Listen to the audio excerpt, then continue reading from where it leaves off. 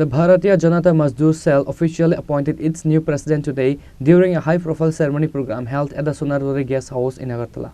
The event, organized on Monday, saw a large gathering of party functionaries, labor union leaders, and supporters who convened to witness of the leadership transition within the organizational wing dedicated to the welfare of the working class.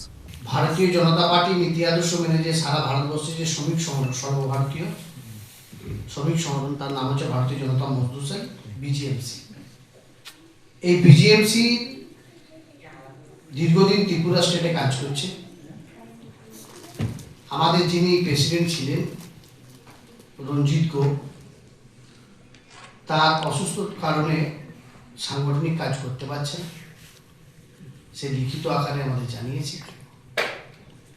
সেই জায়গা থেকে দল সর্বোপরি সংগঠনের যারা নেতৃত্ব আছে সিদ্ধান্ত নিয়েছে ত্রিপুরা স্টেটে নতুন নবনির্বাচিত সভাপতিকে দিয়ে সাংগঠনিক কাজ করতে হবে।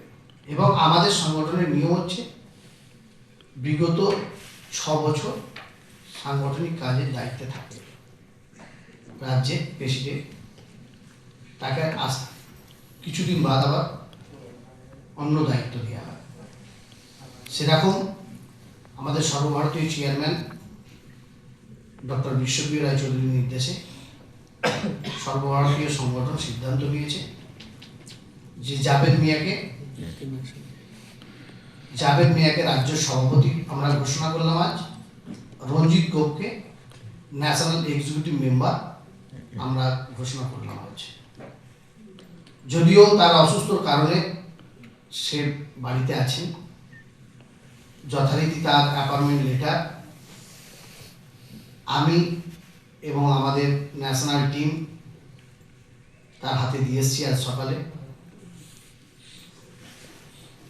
সেই কারণে আজকে আমরা এখানে প্রেস মিট ডেকেছি যে আমাদের নবনির্বাচিত যে সভাপতি যে আমরা ঘোষণা করতে চলেছি আপনাদের প্রেসের মাধ্যমে সারা ত্রিপুরাবাসী যারা সংগঠিত অসংগঠিত শ্রমিকের নেতৃত্ব দেয়, আমাদের যারা ডিস্ট্রিক্ট প্রেসিডেন্ট আছেন বা জেলা জেনারেল সেক্রেটারি আছেন, বুথ স্তরে যারা কার্যকর্তা আছেন, তাদের সকলের কাছে সাংগঠনিকভাবে যেমন বার্তা যাবে, তেমন আপনাদের ইলেকট্রনিক মিডিয়া ও প্রিন্ট মিডিয়ার মাধ্যমে সারা ত্রিপুরা মানুষের কাছে যেন বার্তা পৌঁছায়।